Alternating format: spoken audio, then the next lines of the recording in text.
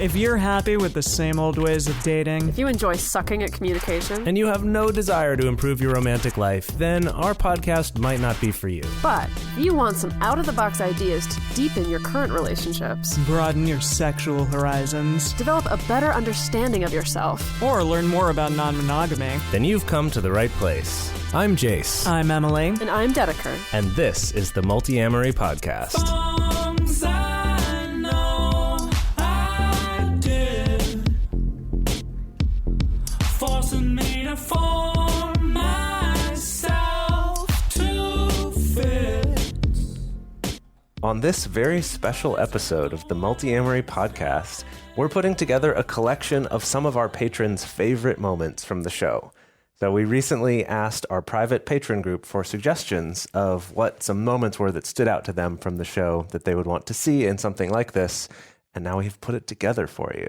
Yeah, it was a little hard to compile because I think for a lot of people, I know for myself, it's like entire episodes are my favorite moments, you know, like the Radar episode or Triforce episode or things like that. And those are things that it's very hard to pull just a short excerpt from. Right. So, yeah, so I kind of did our best to scrub through, find some good moments, hopefully a little bit of laughs along with some insights and some gems to toss your way. Yeah, it was really fun to see what people picked for their favorites as well. There were some moments I was like, I forgot about that. Yeah, I mean, gosh, I feel like every single episode we do it, it's in the can, and then I forget all about it. And someone will be like, yeah, when you said this thing, it really resonated. And I was like, I'm glad, Like, because I don't remember saying In my it. brain, it's a bucket with a hole in the bottom. Exactly. Yeah. Yeah. Yeah. It's too much information that we cram in, and then like it kind of has to go somewhere, and that's generally out the other ear. Yes. Yeah. But, People yeah. will sometimes post quotes by me. Yeah. And I'll look at them and be like, gosh, I mean, that does sound like something I'd say. But But I don't remember saying it. You know, all the time if people post quotes from me, I'm always like,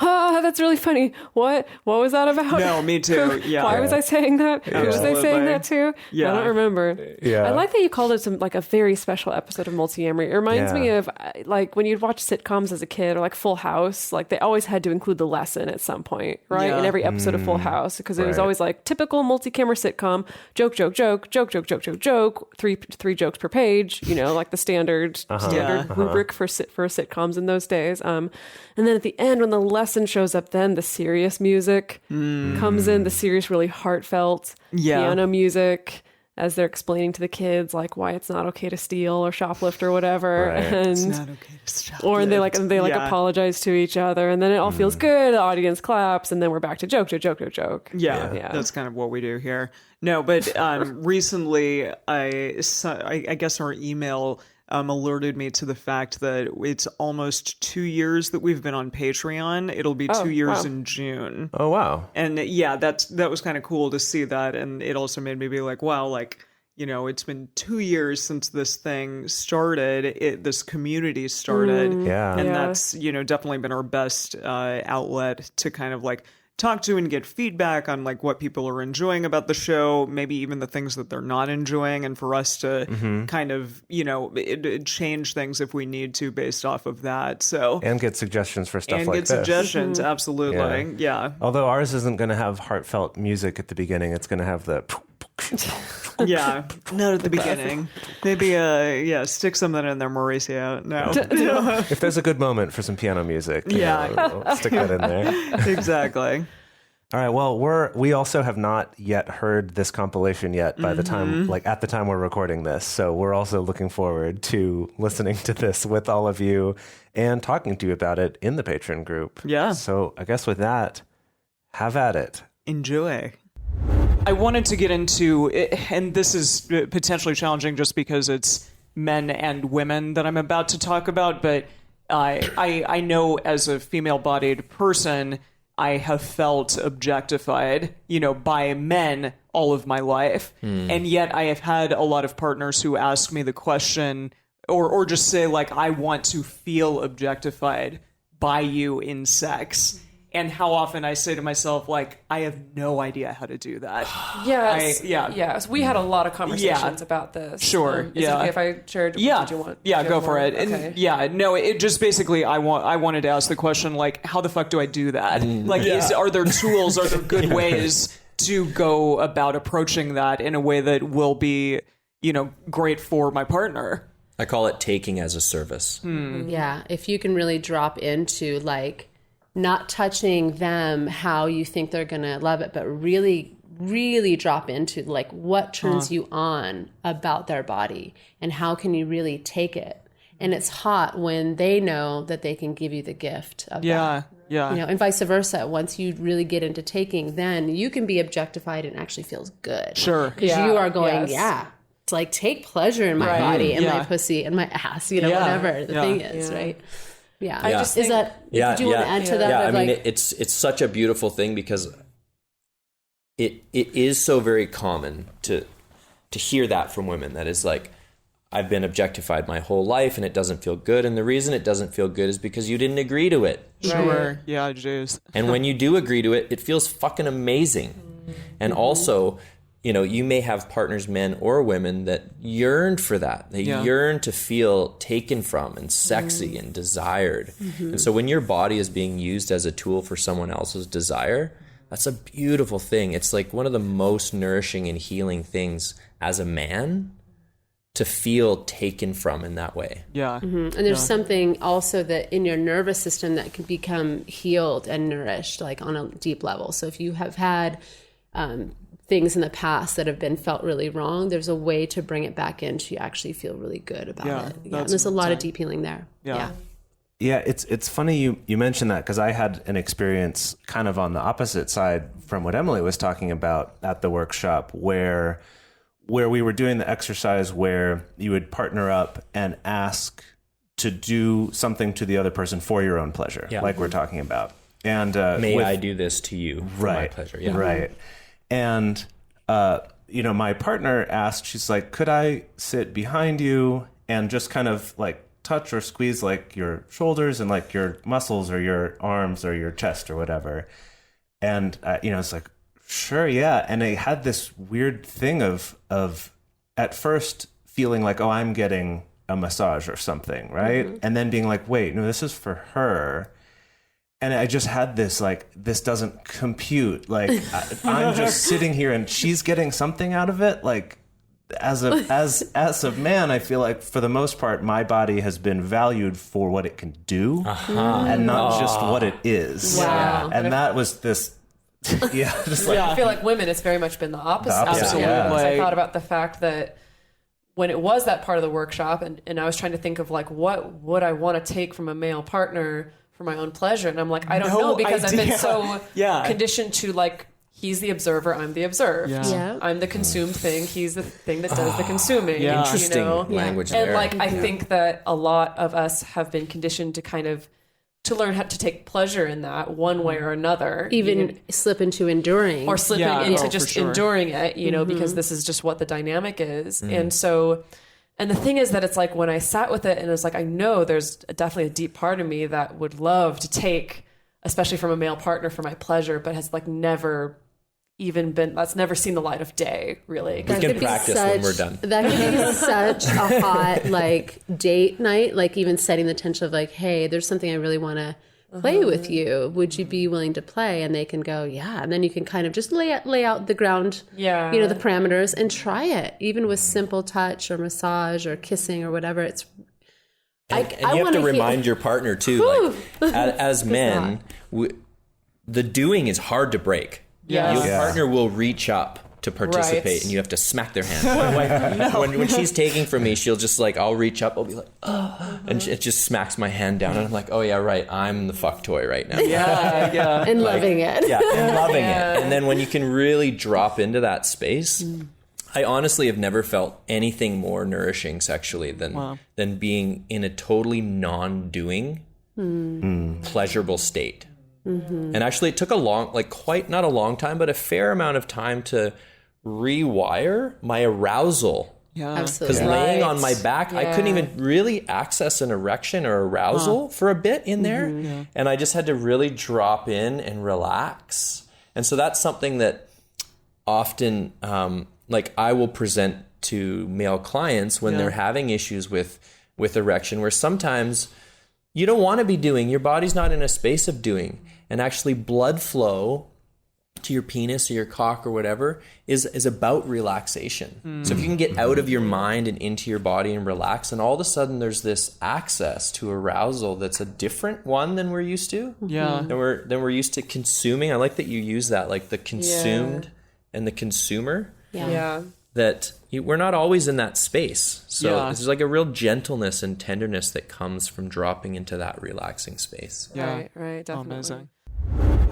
Something worth pointing out about rules is the thing with rules is I always want to ask people the question when they say, oh, we have this rule or this rule is, okay, what's the consequence for breaking the rule?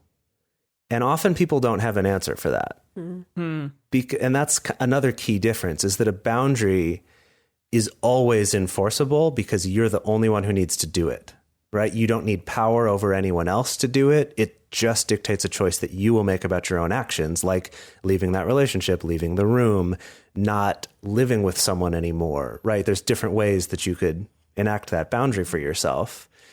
But with a rule like this rule, like I need to be introduced to someone in person before you have sex with them. Yeah. I don't know how you would enforce that. If that was broken, I'm really upset. Like, if that's broken, you have to sleep on the couch for a week. I'm like, how do you enforce that in a way that will actually feel like that's good? Yeah. Which is why maybe this would be better as an agreement. Yeah. If, for example, saying like, we're both going to introduce any new partners to the other person before we have sex with them.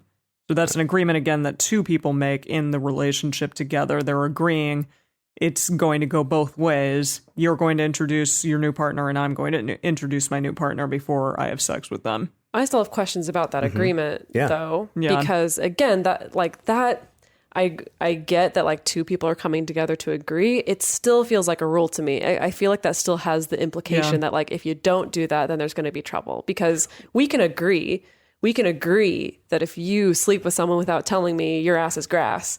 We can agree on that. That doesn't mean that it's like a healthy agreement. Well, you know? but I think that's part of an agreement.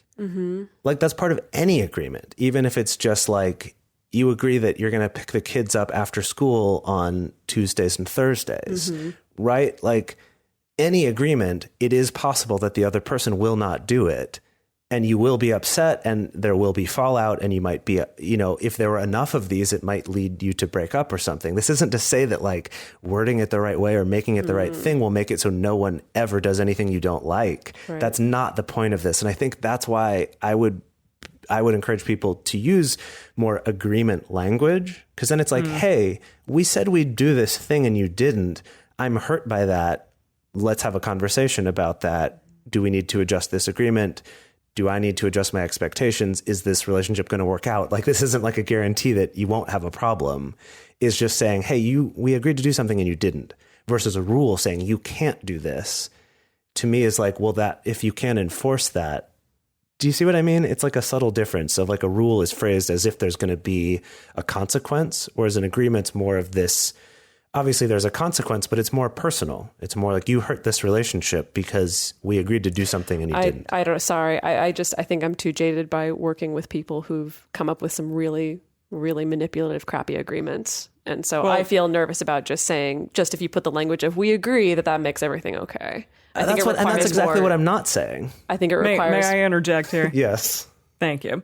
No, overall, like with all of this, I think it is really important. And like you said, Dedeker, because sometimes these agreements or these rules or boundaries can come from a place of like not being good to yourself or to your partner. And so I think it's incredibly important to do the internal work and ask yourself why and where these things are coming from. Because again, it may be because your ex-partner did a huge boundary violation and that therefore it became a boundary, like they did something kind of unforgivable. And so therefore, I'm not going to do anything in a further relationship that would violate this boundary again.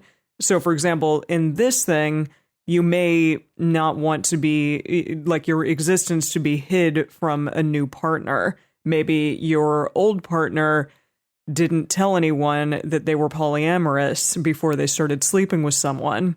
And then they just slept with them. And then later on, they were like, oh, actually, by the way, I also live with this person. And so obviously, like, that's shitty. And you don't want that to happen again. So maybe that's why this boundary is in place. But I think it is really important to ask yourself that in all of these instances, like, what are my internal fears or insecurities that are dictating these boundaries that I have?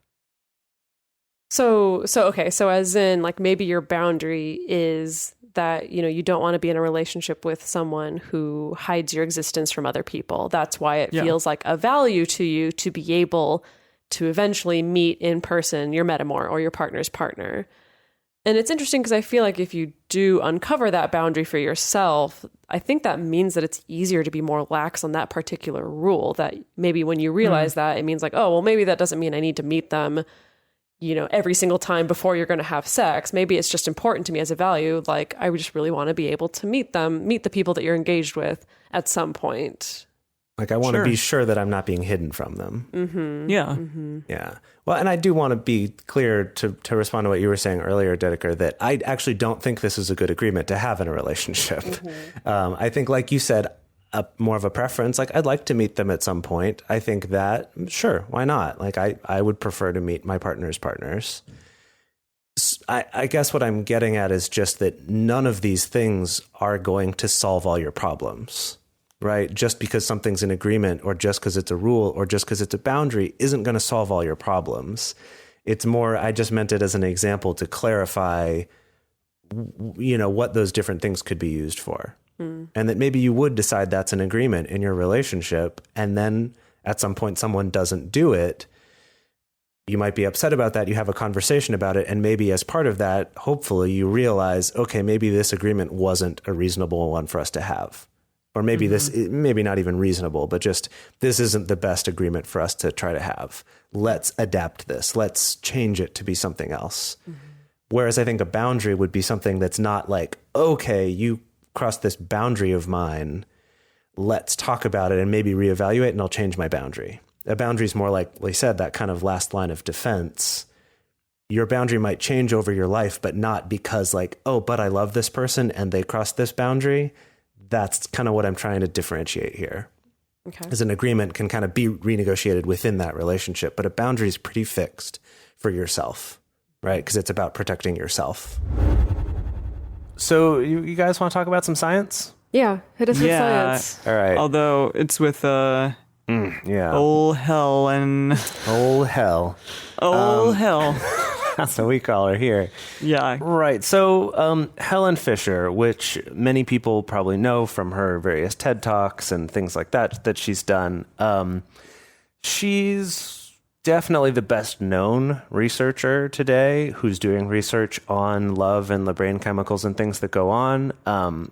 We, as well as many other people like Dan Savage or Carrie Jenkins or Chris Ryan, like a lot of us have some issues with some of the assumptions that she makes about the way people work, being very heteronormative and very like the only purpose of falling in love is in order to pair bond monogamously and to have children, and kind of totally discounting same-sex couples or asexual people or, anything else that doesn't fit that mold. But the science she does is interesting. It's just the conclusions that she makes from it that are based on her assumptions that are problematic. So in this study, that's the one that she talks about a lot, is a study done with a fairly large sampling of college students, mostly, who reported recently having fallen deeply in love. And that... What does that mean? Like, really? It's self-reporting, college right? Students in love. Yeah.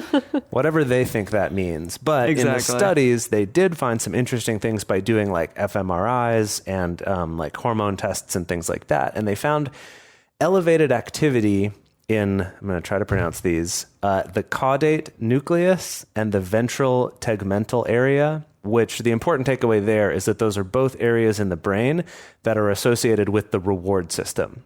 The reward system being things involved in like addiction or in seeking out food or sex or like kind of these base desires. Right. So the reward system is connected to having like dopamine injected into your system by your brain, essentially. So the idea that like if you're hungry, you go find food, you eat the food, you feel a little rush of dopamine afterwards. Like that's the pleasure you feel during and after eating. And that like encourages you to keep doing that, to keep nourishing your body. To keep living. Keep living. And same thing with sex. You know, we have like a dopamine release during and after orgasm. And so the thing is that like when you're falling in love with someone, when you're an NRE, you definitely have this surge in dopamine, and that's the reason why it can end up feeling obsessive, because it does become like an addiction. You know, the same way that addictive substances usually cause a huge rush of dopamine, that's kind of what you chase, is that like you're chasing this high and this energy that you get from this new person that you're involved with. There's also some evidence in her research of cortisol, of the stress hormone being involved. She doesn't really emphasize it, but I think anecdotally, like definitely makes sense that it also is kind of like we talked about how there can also be this dark underside of NRE that is really stressful and actually kind of unsettling as well. Mm-hmm. Yeah, and there was a different study done. Donatella Marazzi. I'm not saying that right. Marazzi. Yeah, come on, use your Pimsleur Italian on us. I know, I did. Donatella Marazzi. Great. That's as good as I got. Okay, of the University of Pisa in Italy, showed that in 2004 that compared to single people or people in stable long-term relationships, newly in love people, so people probably in NRE, right. They showed lower than normal levels of serotonin and also significantly higher levels of cortisol. So that's kind of similar to clinical OCD, which is interesting that was said. The lower makes levels total of sense. serotonin. Because serotonin is what kicks in to make you feel satisfied. Sure. Right. It's that like that's kind of like damn it, sorry. Singing some Hamilton to again. bring it back to kind of like when I listen to Hamilton, it gets stuck in my head and there's no serotonin release because I'm not done listening to it. And I want to keep listening to it obsessively. You never will be satisfied. I'll never be satisfied. Anyway, to bring it back to a more reasonable example, like with the food thing, that like you seek out food because you're hungry, you eat the food, you get the dopamine release, and then afterwards you also get serotonin that helps you know that you are satisfied and you are sated. And then in addiction, that serotonin release doesn't happen. That's why you need more and more and more and more, is because there isn't that feeling of being satisfied. And I guess that makes sense with the clinical OCD thing, the idea that doing an action doesn't satisfy that feeling, and you feel like you need to do the action over and over and over and over again because it doesn't actually get satisfied. Well, serotonin, is also related to just kind of a feeling of well-being in general, which is why like a lot of the medications for depression or even anxiety are affecting serotonin, either by synthesizing it or by stopping your body from reabsorbing it so that more of it stays in your system and is more freely accessible. So it's a pretty big deal hormone, and it's not just with all of these, they're not just like a more is better or a less is better kind of thing. It's finding a balance, right? So I thought this was really interesting, that study there kind of, that they had previously, years before the Helen Fisher study, had seen this thing with cortisol being higher, meaning like that we're more stressed. I thought that was really interesting. And then also to go along with kind of the making bad decisions thing, there was Andreas Bartels of the University College in London did a study that showed with in newly in love people, and they also did the same study with mothers looking at their children. Oh, interesting. They found that the neural circuits of the brain, what they were looking at was not what like hormones were happening, but what areas of the brain were being activated, or more importantly here, being deactivated. And they found that the neural circuits of the brain that are associated with critical social assessment are suppressed. Like essentially so when they're looking at the person that they love, or at their child, the parts of their brain in charge of like being critical of someone socially is actually suppressed. Or in the case of some of our mothers, it's heightened. Well, your mom might be a special case. Maybe once we hit puberty, then it gets heightened. Maybe. But when you're a baby, less so. But yes. Right, but this is basically showing that there is also some scientific backing to the idea that we'll overlook faults in someone that we're in love with. Why it's a mother's love. That's why they say that. Only a mother can love that. Yeah. Human. Yeah. So who wants to start us off today? So I'm the first one. And this comes from Josh, my partner, told me about an NPR podcast that he was listening to, which was The Hidden Brain. And on it, they talked about this amazing thing called switch tracking. And Jase came up with a bunch of different names for it. The thing that they do with railroads? Yeah, no, exactly. Is that track switching? That's track switching, right? Well, switch tracking. I thought that was train spotting. No, that's an Ewan McGregor I thought that was movie. cross-hatching. Yes, that's an Ewan McGregor movie. Moving on. Also Danny Boyle. But no, what it is that it's a thing in communication that kind of causes a breakdown in communication. So someone may give you feedback, and then your reaction to that feedback just completely changes the subject. So the conversation starts on one track, and then because of somebody's like emotional reaction or some feedback, it changes to an entirely different track, and then people are essentially like talking past each other at that point. I have I'm a question. confused. You go ahead. Okay. Is this something that people do intentionally? As in, you bring up some kind of criticism about me, and so I intentionally try to kind of fog the issue by bringing up something else, or is this an unintentional thing that people do? I would say usually it's a completely unintentional thing. Okay. But I mean, it's a thing that I think happens a lot in communication where you end up like saying completely different things. It's as though you're like talking to each other, but at each other, and like nobody's actually getting through anything that they're speaking about because you're both on completely different wavelengths. So I created, yes. So I just want to clarify. So Yes. this is different from just changing changing topics. Well, it is. This is something else. It is essentially changing topics, but also like changing the subject in the middle of the argument that may be happening.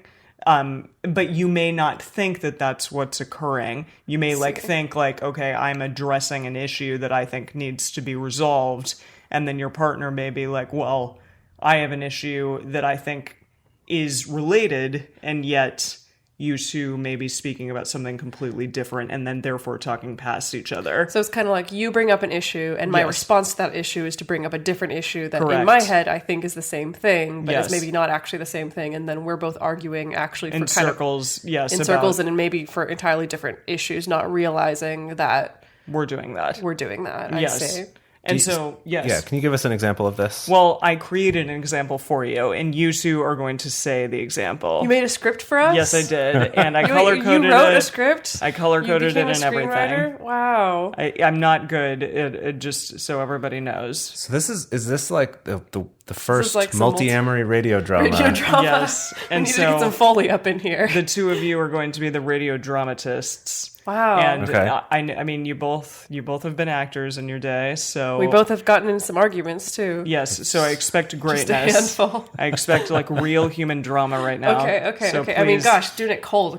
You're cold reading. now. Cold reading. Okay. You This is- took a bunch of I've classes. taken on some this. cold reading yes, classes, there you go. okay. So come on, give it to me, baby. I mean, my instrument isn't at 100%, Just- you know. But Okay. Yeah.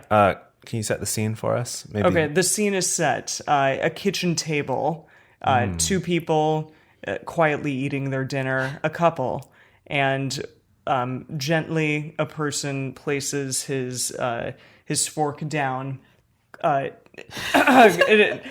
I'm trying to do some Foley. for exactly. this. And then he clears his throat and says the following. Honey, I want to talk to you about something. I really feel like our time together has been limited, and when we do see each other, it hasn't been the quality time that I need when I'm with you. You're generally on the phone, texting your other partners. You seem pretty spaced out when we're together. now I take a long drag of a cigarette. Yeah, That's what'll explain my husky voice this week. there you go. See, I don't understand why you aren't appreciative of the time that we spend together. You know, now that Anna and I broke up, I see you 3 times a week pretty regularly, and you aren't appreciative of the time that I spend with you or the things that I do for you during that time, and instead I feel like you're always focusing on the negative or what you're not getting. I really just think the time we're spending together hasn't felt that special or fulfilling, and I think that we need to focus on that right now. I know, and I'm saying that if I'm with you and I'm around you, then that should be appreciated. You're always nitpicking me with all the ways that I'm failing you instead of focusing on the positive, and I never feel like anything that I do is right in your eyes. I just want to feel like we're getting the best possible time together that we can. I know, and I want to feel like you appreciate the time that I do spend with you and what I do for you. End scene.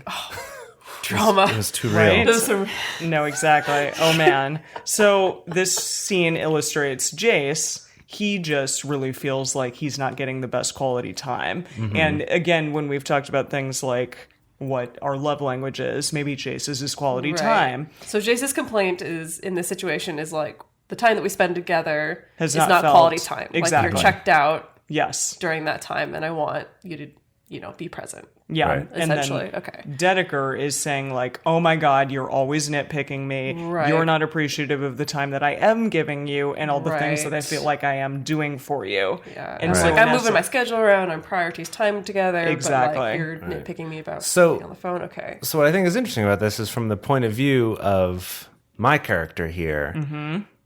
From my point of view, the conversation is about our quality time and how I don't think we're spending it. And so to me, it just sounds like she's avoiding the issue Yes. or she's getting defensive or she doesn't want to admit to it because she must know that she's wrong or Totally. something. Like that's how it feels from my point of view because I think the conversation is about our quality time that we're spending together and, how it hasn't been as quality as I'd like. Exactly. But then from your point of view in that story, For me, it's about like you always criticizing me or you not appreciating me. Yeah. I see. And so it's like the fact that like I hear your criticism and my response to it is to bring up a new issue, not like intentionally being like I'm going to try to throw him off the trail, just Yeah. being Right. like this feels relevant to this, but actually it's an entirely different issue. Yes. Instead of staying with his issue and trying to address that specifically, you're saying like, well, you always do this to me and you're always, nitpicking me or not being kind to me or being I feel like aggressive in this I've way. done this a billion times. Sure. I mean, I Had this done to me certainly a have. billion times also in arguments. Yes. In relationships. I absolutely feel like I have as well. well, I think what's interesting about it is that,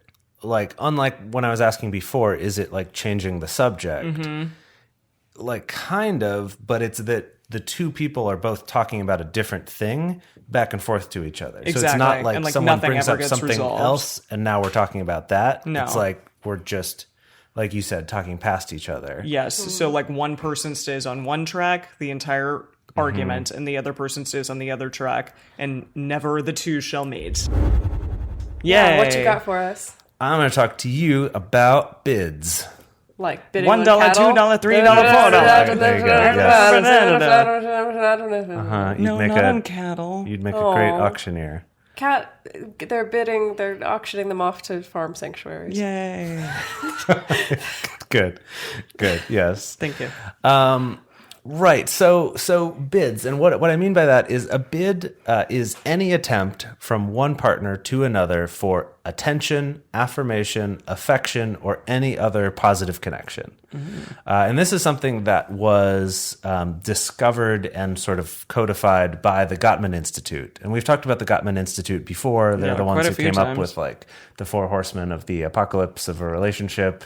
They're also the stuff we talked about in our episode on the science of happy relationships. A lot of that was from the Gottman Institute. They've done some really interesting things. It's very They're relatively heteronormative and mononormative. So these just study specifically marriages with the assumption that the only good outcome is staying together and the bad outcome is not being together anymore. But given that, there's still a lot of really cool research that's come out of this. So this particular one came out of a study where they interviewed couples like right around the time they had just gotten married, and then 6 years later they followed up with these couples, and what they found is that the couples who stayed married after those 6 years, or were still married after 6 years, they reacted positively to each other's bids around 86% of the time. Oh. And that couples that had divorced averaged only 33% of the time. So pretty huge difference in terms of how often, and the term they use is turn toward each other rather than turn away. So if someone comes in for some sort of affirmation, affection, or attention, do you acknowledge that? Do you engage with that? Or do you turn away from that? So, okay, but my question is, so they codify bids as these like particular interactions, right? Yes. Okay. Did you have a question? Okay. Well, so this can look a number of different ways. The sort of basic example that they start with are, verbal things. They're actually things you say. And there's also nonverbal ones. So we'll talk about the verbal ones first. So Okay. basically, the way they break it down is there's things that you can say to your partner, but then there's like actually another meaning behind it. So the first example that they give is, how do I look? The actual subtext is, can I have your attention? It's not that I want an answer to a question, but I want you to pay attention to me for a moment to get Not your like- opinion It's on just like, something. look at me. Not like tell me I look great, just like Right. love I mean, me. that would probably be good too. Yeah. But it's right. The subtext there is, I want your attention. Or let's put the kids to bed. The subtext there is like, help me put the kids to bed. Right. It's like, I want your help with something. This one's a little interesting, is starting off with something like, I talked to my sister today. Or I talked to my mom today. The subtext there is, I want to have a conversation with you about that. Like, Yeah. will you talk to me? Right. Like, will you chat with me about this? it, yeah. Because otherwise it's just sort of like, cool. Right. And that's the difference, right? And it was Between great. between the like not turning toward your partner, not accepting the bid, is to be like, cool, honey. Right. Right. And I feel like we've all done that in some extent at some time, where you're just kind of like in your own zone and you're not Yeah. acknowledging Well, that. I feel it can get very subtle, because it could be something like, oh, I really want to show you this YouTube video I saw today. Or, Yeah. Sure. Yeah. Yeah. or oh, there's a show on Netflix I've been really wanting to check out. Mm-hmm. Yeah. You know, that is actually like, it could be multiple. It could be like, can I have some of your time? Can we cuddle on the couch together? Can Right. we laugh at this show together? Yeah. But it's the sort of time and attention and affection and all those things that are part of it that are the important part of this transaction. Maybe it's bad to call it that, but the important part of this bid. Communication is transactional. Yeah. It is Sure. a back and forth. Yeah. Yeah. I mean, a more subtle version of this would be something like, I had a really terrible meeting with my boss today. And the subtext there is like, I want to process this with you. Yeah, I want to decompress. Right. I want And- some kind of triforce around this. Exactly. I was Yeah. going to say, Ooh, yeah. in their example here, they say the subtext is, will you help me de-stress? And I'm like, well, knowing the Triforce a little better, yes, maybe, but let's be clearer about how Totally. they want you to help them do that. Right. But in either case, it's acknowledging that and going for that. And I think something that we were talking about too is like, how can you do this in a way, even if you can't say yes to that bid right then? Right? So say you're right in the middle of something and it's like, oh my gosh, have I shown you this YouTube video, or did you see this meme?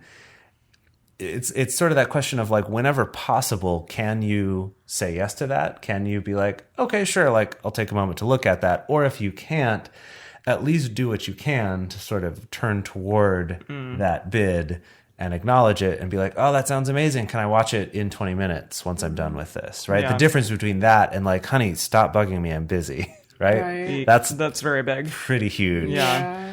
And Well, then, I yeah, have sorry, to say, yeah. like, as soon as I learned about this whole bids thing, it really changed the way that I looked at these kind of interactions with my partners. I saw them as much more significant than I ever did before. Yeah. And realizing, like, when I say to someone, like, no, I'm not interested in that, or like, no, that's not my type of show, I'm never going to watch that, or whatever, like, actually realizing the impact of that. Yeah, that because being, it's not necessarily about the thing. right, It's exactly, of it not being about the thing, of it being Yeah, about care about me in this yeah, moment. about turning toward my partner instead of away. Yeah. And so again, it doesn't mean that like I have to watch every single Netflix show that my partner recommends. But Yes, it you is, it is about finding a way that's not just a shutdown. Well, and with bigger things too, like sex, for instance. Right. I mean, that can kind of be like a cumulative effect if you constantly say no, no, no, no, no. Yes. Yeah, and potentially. So that's the other thing I wanted to get to. Sure. Is here's the other side of it, is being a better bid giver, bid offerer. Sure. How to bid better. Just a better bidder. Right, because like with things like sex or any of these examples, something that seems very small and simple, like, how do I look? I just want your attention. I want you to acknowledge me for a moment. Seems pretty reasonable that you could take a moment to say yes to that and give that.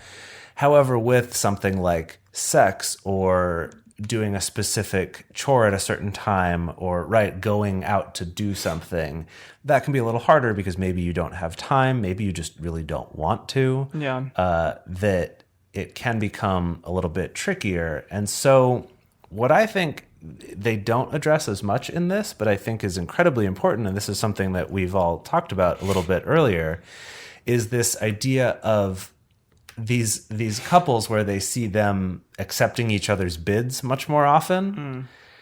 I think that part of that is because they're better at knowing when to make the bids. When to make the bid also. That's a really good point. So I think sex is a good example of that, where it's getting out of your own head of just like, I want this thing right now, I'm in the mood for this thing right now, to like combining that with what am I seeing, how my partner's feeling, how do I know from interacting with them before when they're more or less likely to be interested in this? Have they even told me specifically, like, I don't like doing that in the morning or something? Like, what can you take a little step? It goes back to the mindfulness thing, but can you take a little step outside of just your own thoughts and your own desires to go, is this something that I think they'd be receptive to right now? Yeah.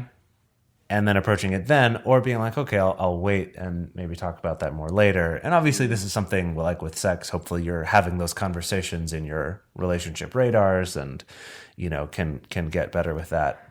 Right. But I think that's a good example. But we had a big discussion about this before this episode about like, how do you say no to a bid still in a way that's turning toward your partner? Right. And I think for me, when it comes to something like sex, like if a partner, you know, if I have a partner who like pitches sex or like we don't know what it is. It offering a bid? Is it giving a bid? Makes no, right? We should have figured out the terminology. Place a bid. Yeah, I like that. Places a bid on sex. I'll wager $5. And like, sex. if I don't want to have sex at that moment, of finding out what's the way to make sure that the message is still, I think you're sexy. I do enjoy having sex with you. Yeah. Just not right now. Well, there's a big difference between just outright saying like no and or Right. saying I am interested in something with you, maybe not necessarily that, but let's perhaps have an intimate moment, whether that just be being affectionate to one another, like words of affirmation, or laying in bed naked together and Right. being kissy-kissy.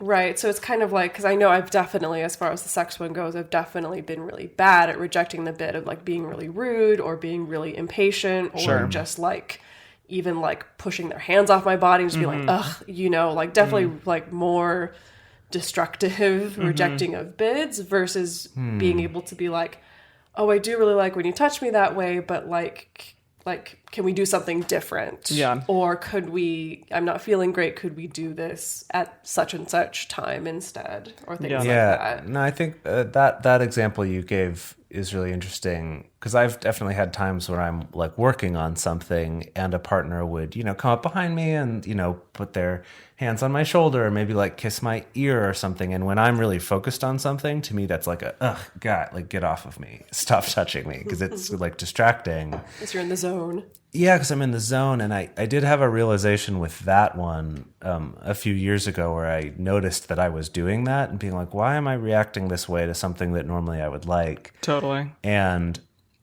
getting to that place of being able to combine, like taking myself out of where I'm focused for a moment, just long enough to kind of appreciate that and be like, hey, and give a little bit of that affection back and be like, I'm really focused on this though right now. So like, please let me stick to this. And, you know, we're going to have dinner in like an hour.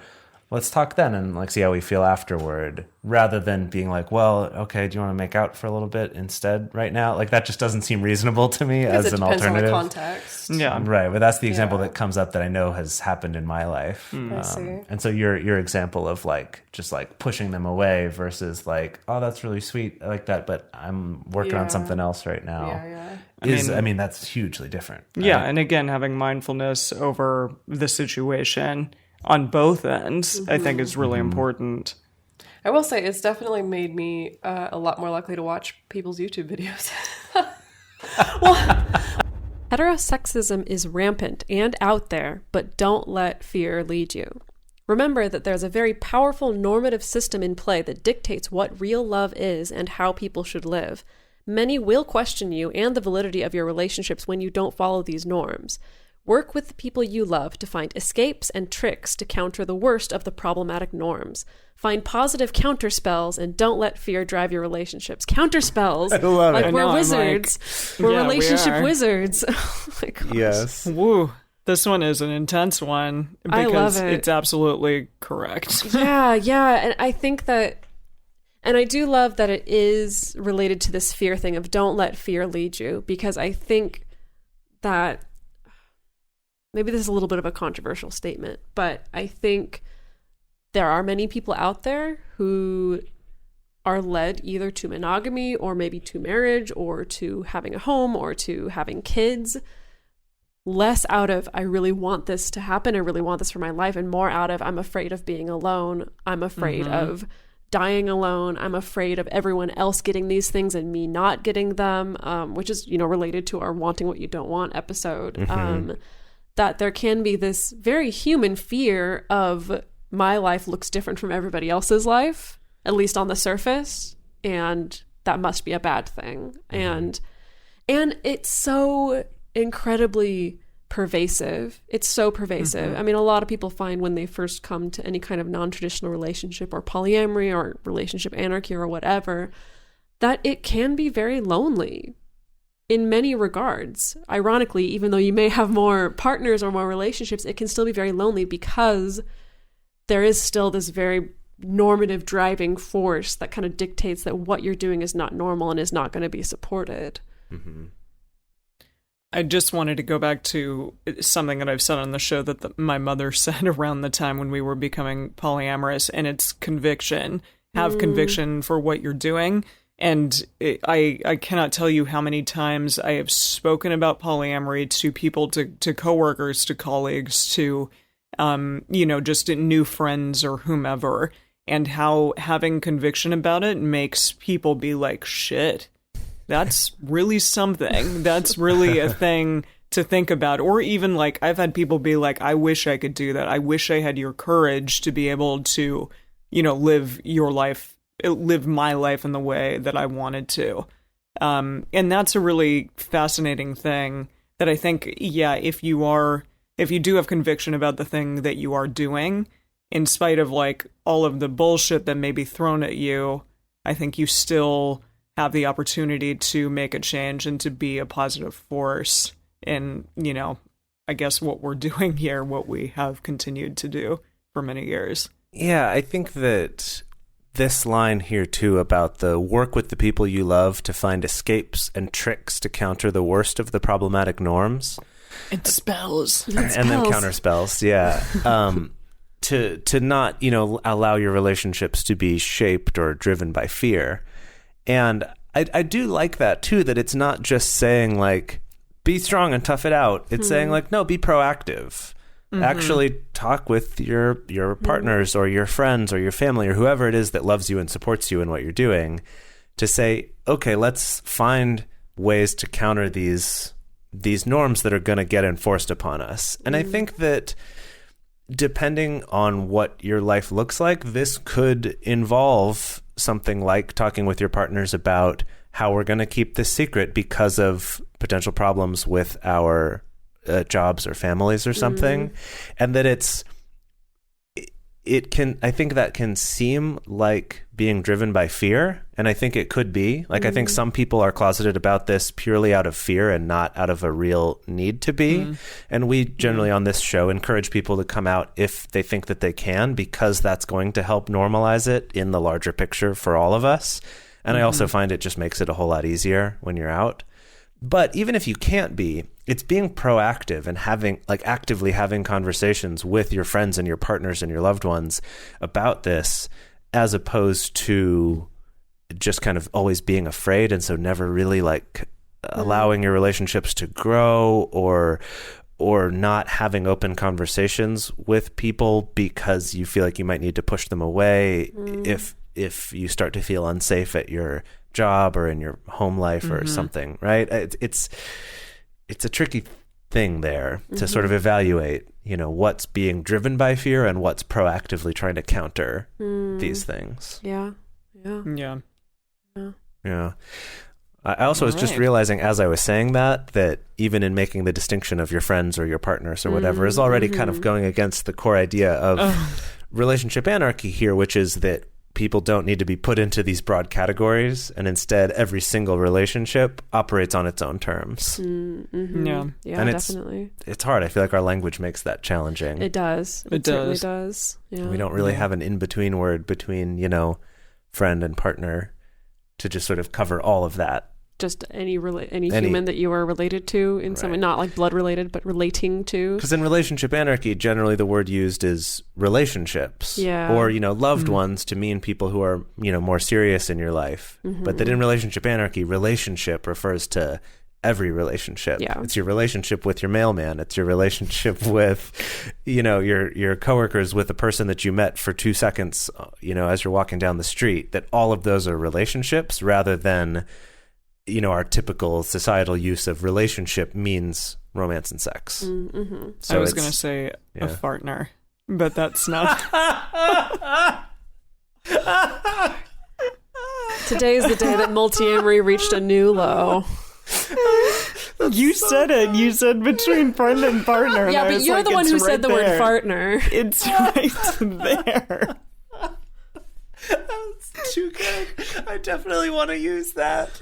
Please don't. I really don't think that's going to help stem the tide of stigma and people not understanding what any of this is about. I'm sorry, that really got me. Oh, geez. I'm glad that I make you laugh. Oh, man. Good God. Okay. So on that note, should we talk about some other Kira was so proud of us. I was like, we're getting into like such good, deep, meaty, philosophical stuff. Like I just love this and I'm so inspired. And now we gotta bring it back. Gotta bring it back down to earth. Have you dealt with jealousy? Who hasn't dealt with jealousy? No, I'm perfect. I float above the ground. We know. Well, I think that's what a lot of people think about polyamorous people. They think, oh gosh, you must not have jealousy, so I could never do that because I get jealous. They would be wrong. They would be dead wrong. And I will say, okay, when Jase and I first became polyamorous, I would get sick to my stomach in jealousy or just at the thought that like he was going out with someone else or he was going to be sleeping potentially with someone else, and it would be all of these like crazy what-if scenarios in my mind. I just have learned to deal with it over the years and really get to a sense of also, hey, my partner is their own person, and it doesn't mean that they love me any less because they're getting to go out with someone else. It just simply means that they're having an experience, and I may get to have an experience as well at a later date. And then we can come back together and have a loving experience with each other. And that's really amazing and beautiful. When you say it as learn to deal with it, it sounds pretty negative. Well, so, yeah. I mean, but come on, like I think I'm way better than I ever have been. But there are times when I'm like, you know what? Just like suck it up. Just like chill the fuck out. It's going to be to okay. Yourself? Yes. Yeah. To myself about jealousy. So it's always so difficult with the jealousy question because it's never just do you get jealous or do you not get jealous? There's so many more questions to delve into the context behind it. It's, how's the communication with you and your partner in this particular instance? Is there a history in this relationship of your partner lying to you, or do you feel really solid about your communication with your partner? What kind of insecurities do you have, and how do you manage those insecurities? There's so many factors that go into what might be a jealous response, what might cause a jealous response, or how you might choose to react to it and handle it that can be so very different. I feel for myself these days that, of course, like I still experience jealousy, but after doing this for 10 years, I think I've learned like what are my insecurities, what are my hang-ups, what are the things that I just need to heal within myself or maybe talk to my partner about, my own insecurities or my own vulnerabilities. And most of the time, for me, it's really, I've come to this place of knowing like, oh, sure, like maybe I feel jealous, but that doesn't mean anything. Like, it doesn't mean anything. Like, maybe I'll feel a little twinge of jealousy, but I know my partner's not going to leave me. I know that, you know, like partner A and partner B, maybe they've both demonstrated to me, like, really being really trustworthy and committed to me. And like, I know they're not going to leave me. I know that I've gotten through this situation before, and 9 times out of 10, it's not the end of the world when I feel jealous. So that's where I end up these days, but that's also after a lot of time and a lot of experience and a lot of research. If you're someone who's at the beginning and you're first having to be faced with this idea of experiencing jealousy, but then just kind of having to push through it or get through it somehow, that can be really daunting when we've been told our entire lives that romantic jealousy is completely unacceptable, and that it's our partner's responsibility to make sure that we never feel jealous. So I think that is another big factor, is that kind of accepting, like, yes, we feel jealous in many arenas in our lives, not just our romantic relationships. We can feel jealous of coworkers. We can feel jealous of classmates. We can feel jealous of our siblings. We learn to manage those, and it's kind of taking those same skills that we used to manage those and bringing that to your romantic relationships.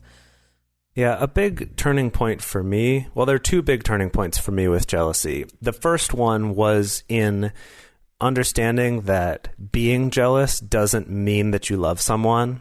Like, that the more you love someone doesn't mean you're going to be more jealous.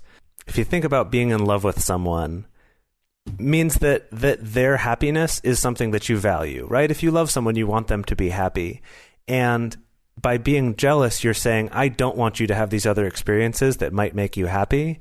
That's not the same thing as love. In fact, sometimes it can be the opposite of being loving to a partner, is to be really jealous of them. So that was the first turning point for me, was hitting that realization. And then the second one was in touching on what Dedeker was just saying, that we deal with jealousy all the time in other areas of our lives with our friends or coworkers or family, and that a healthy, well-adjusted adult would be expected to deal with that in a way that's not destructive and doesn't involve throwing temper tantrums and doesn't involve cutting off those friends or family members. But for some reason, when it comes to romantic or sexual jealousy, we think, oh, this is something you can't possibly manage, even though we manage jealousy all the time in other areas of our life. And when I tell this to people, some go, wow, yeah, that makes a lot of sense. And others will say, oh, but it's different. And then they'll try to come up with some sort of evolutionary psychology explanation for why, like, sexual jealousy is more important than others. But the actual truth of it is that while there are some scientists who've tried to make those arguments as well, they're coming to it trying to argue something that they've already assumed is true because their culture has taught them that it is. And that so often these arguments or these ideas aren't very well thought out, because it's like, oh, well, everyone understands that, or I just know it in my heart to be true. It just makes us, reach these illogical conclusions, or conclusions without a lot to back them up. And that there is a lot of research showing that that's not actually true, that the jealousy isn't hardwired into us in the way that some people will say that it is. I'll just say finally that a better way of putting what I had said before is just that I have allowed myself, I've figured out ways and tools in which jealousy does not derail my life where it may have had or done so in the past. And that, like you said, it generally comes from looking within. So you have to view exactly what it is that you're trying to achieve with that jealousy. And it may just be an emotional response. And if you can separate your emotion from what is really happening, then that's a great thing to do as well. And know that if you keep feeding it, then that is obviously not going to be a productive thing to do. But if you can step outside of it and try to just feed your soul and your happiness in a different way, then hopefully you can get past that moment of intense jealousy. If you can imagine just if a friend has some really amazing experience that you wish you could have had, yeah, it feels shitty, but you're kind of honestly, I'm really jealous of you. It doesn't mean I don't want you to have had that experience, but I really wish I could have had that. If you can approach that in your romantic relationships, I think that takes a lot of the pressure off. All right, Patros and other listeners, what did you think? Did you enjoy it? Are you super happy that one of your favorite moments made it in? Are you super pissed at us that another one of your favorite moments didn't make it in? Let us know. The best place to share your thoughts with other listeners is on this episode's discussion thread in our private Facebook group or Discord chat. You can get access to these groups and you can join our exclusive community by going to patreon.com/multiamory. In addition, you can share with us publicly on Twitter, Facebook, or Instagram. You can email us at info@multiamory.com, leave us a voicemail at 678-MULTI-05, or you can leave us a voice message on Facebook. Multiamory is created and produced by Jase Lindgren, Emily Matlack, and me, Dedeker Winston. Our episodes are edited by Mauricio Balvanera. Our social media wizard is Will McMillan. Our production assistant is Nicole Samra. Our theme song is Forms I Know I Did by Josh and Anand from the Fractal Cave EP. The full transcript is available on this episode's page on multiamory.com.